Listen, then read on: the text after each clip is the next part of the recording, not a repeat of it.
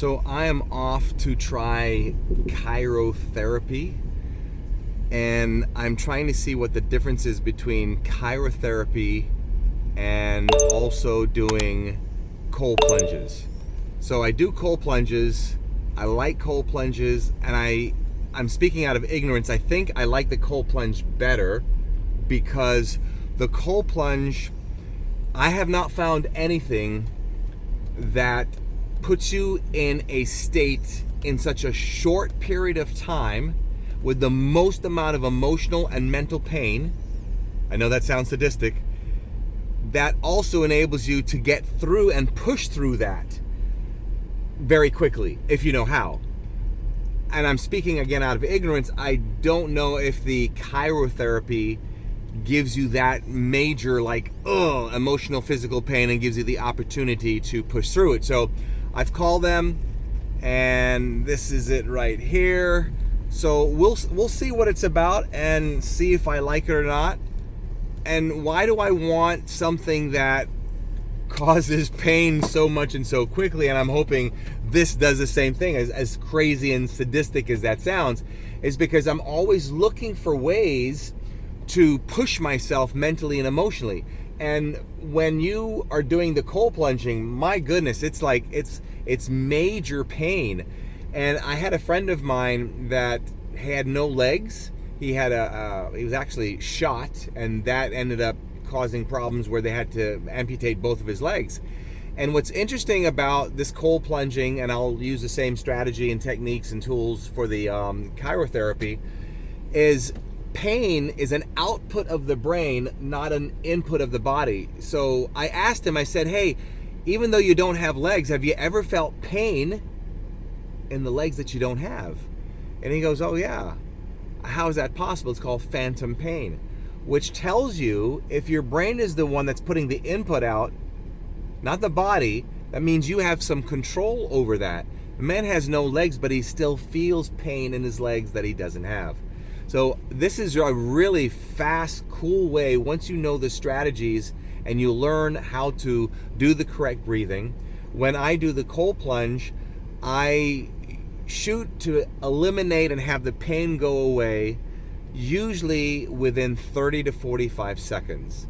And from the studying that I've done, I've also been blessed to got a little bit of studying under one of Wim Hof's students. So that's where I got the start on this to do that. But I'm hoping that I can do this quickly by eliminating the pain. But they say 3 minutes. After about 3 minutes, medically, it doesn't do much for you. So let's go in, let's give it a shot and see if I freeze my toes off. Alrighty. I'm supposed to put a robe on. And you gotta wear slippers and gloves. I would say that looks pretty cold. Alrighty.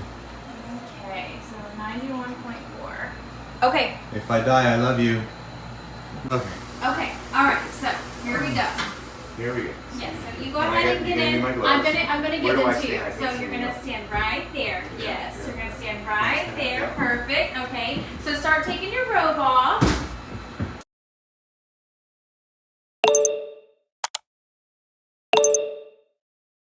The video screwed up, so yeah, we did minus 220 for 3 minutes, and she said I dropped, was it 30 degrees? Yeah. 30 degrees in body temperature. So she checks my body temperature at 98, and then it went down to 66. 66. It was good. Can I take a quick peek in there just to? Here, I'll open it.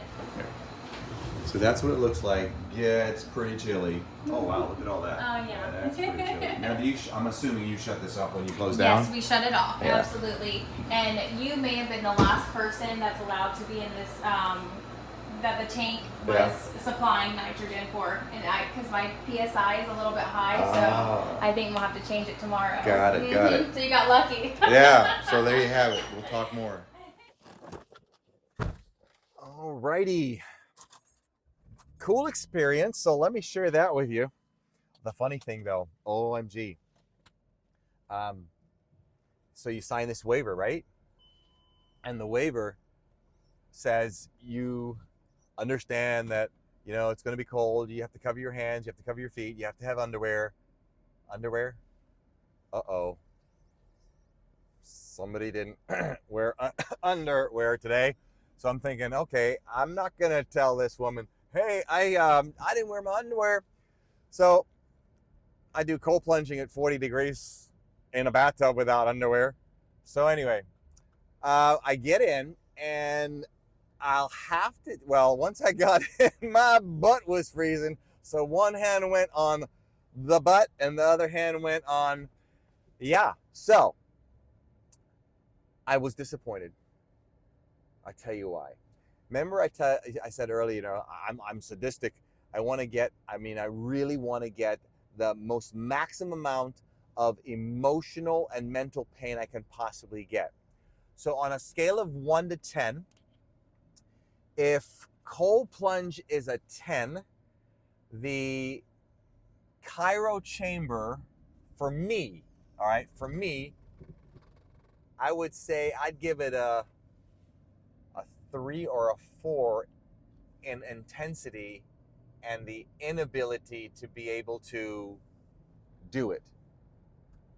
It was like, would I do it again? I won't do it again. There's no need for me to do it again. Let me adjust my camera for it. There's no need for me to do it again. It just didn't do anything much for me. Now, for somebody who's never done any of this, it's a great way to get started. So what I did when I went in there, as I mentioned earlier, I wanted to max them out.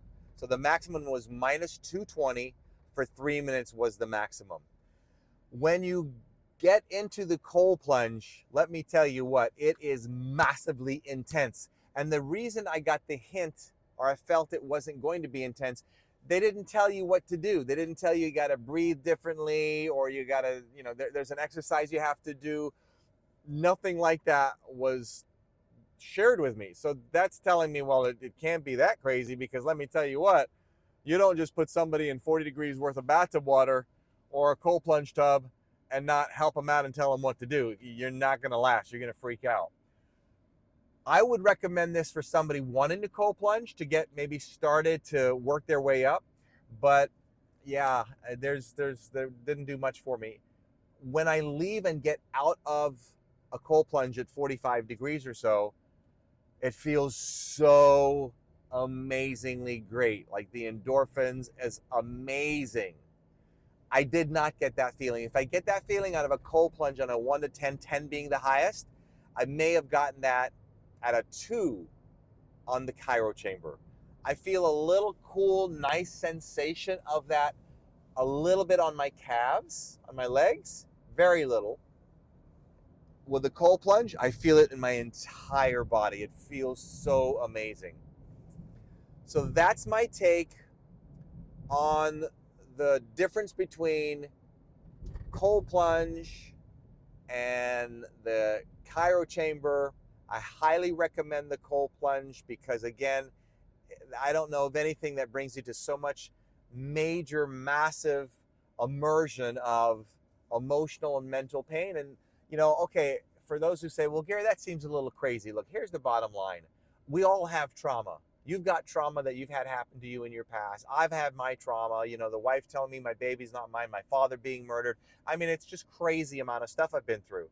And when you try to move forward in a relationship or in life and you really hit the fan and something really major happens to you, you experience a lot of emotional pain. And what happens is you will also relive a lot of that emotional pain that you've had in your past. It will all be like a big zit, just pops right up, and man, do you feel it.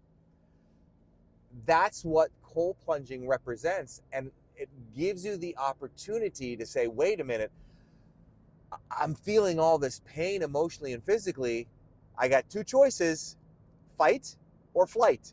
Fight it and stay with it and learn to master and control it, or I can run away and get out.